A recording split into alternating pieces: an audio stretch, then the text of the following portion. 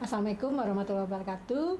Kita awali pertemuan hari ini dengan membaca basmalah. Bismillahirrahmanirrahim. Hari ini saya akan menjelaskan mengenai penilaian ahli, ya. Nah, penilaian ahli dalam Undang-Undang Nomor 30 Tahun 99 diatur dalam pasal 52 dan 53, gitu ya. Nah, penilaian ahli ini merupakan salah satu kewenangan yang dimiliki oleh lembaga arbitrase. Di samping untuk menyelesaikan sengketa menggunakan arbitrase, lembaga arbitrase itu bisa juga menggunakan penilaian ahli atau pendapat ahli untuk menyelesaikan sengketa, ya.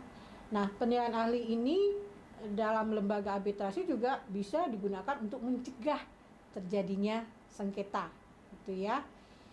Nah, seperti yang saya sampaikan bahwa penilaian ahli ini diatur dalam pasal 52 dan pasal 53, ya. Untuk lebih jelasnya pengaturan penilaian ahli dalam pasal 52 saya bisa bacakan pasalnya, yaitu para pihak dalam suatu perjanjian berhak, ya, untuk memohon pendapat yang mengikat dari lembaga arbitrase atas hubungan hukum tertentu dari suatu perjanjian, ya. Jadi penilaian ahli ini adalah merupakan salah satu kewenangan dari lembaga arbitrase untuk memberikan jawaban, ya, atas pertanyaan yang disampaikan oleh para pihak, gitu ya. Dan jawaban yang dikeluarkan oleh lembaga arbitrase untuk menjawab pertanyaan dari para pihak yang bersengketa ini sifatnya mengikat.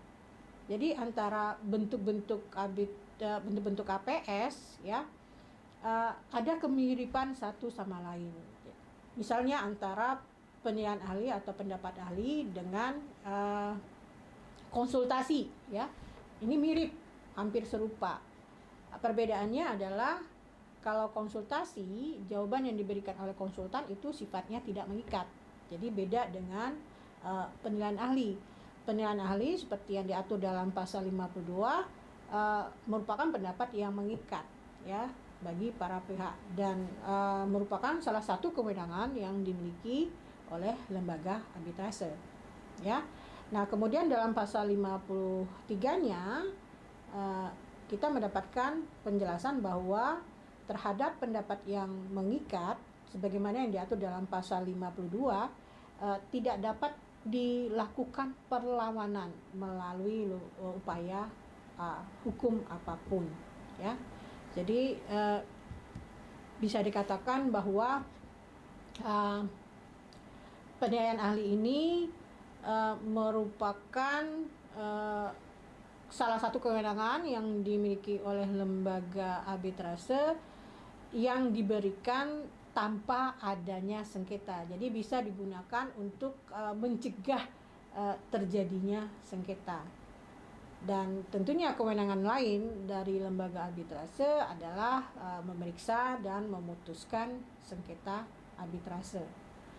Nah, saya akan menjelaskan lebih lanjut yang dimaksud dengan menyelesaikan sengketa tanpa ada sengketa itu adalah misalnya jika para pihak ingin meminta penafsiran, ya, dari lembaga arbitrase mengenai perbedaan pendapat, ya, mengenai penafsiran dari suatu pasal dalam suatu kontrak, ya.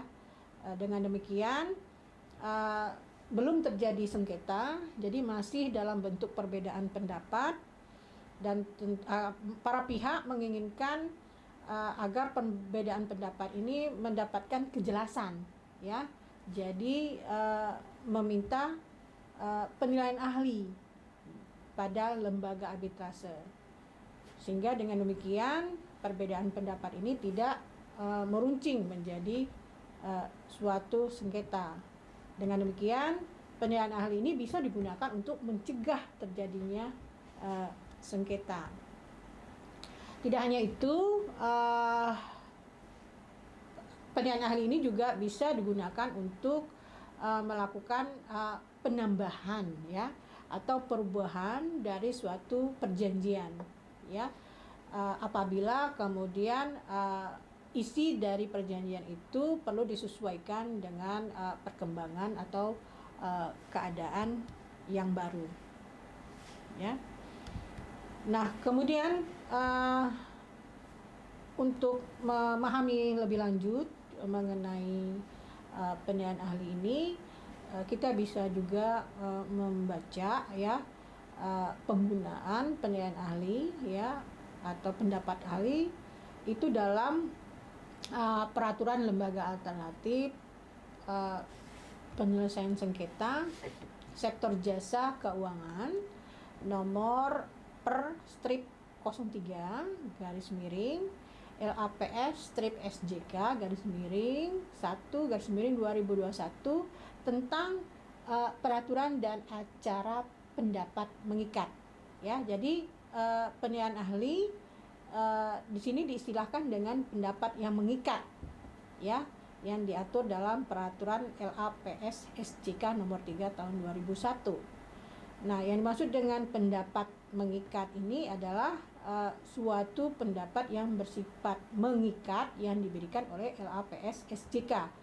Jadi LAPS SJK ini suatu lembaga alternatif penyelesaian sengketa sektor jasa keuangan yang dibentuk oleh otoritas jasa keuangan ya untuk menyelesaikan segala sengketa di bidang keuangan ya. Dan kemudian terhadap beda pendapat ini diatur dalam peraturan LAPS SJK nomor 3 tahun 2021.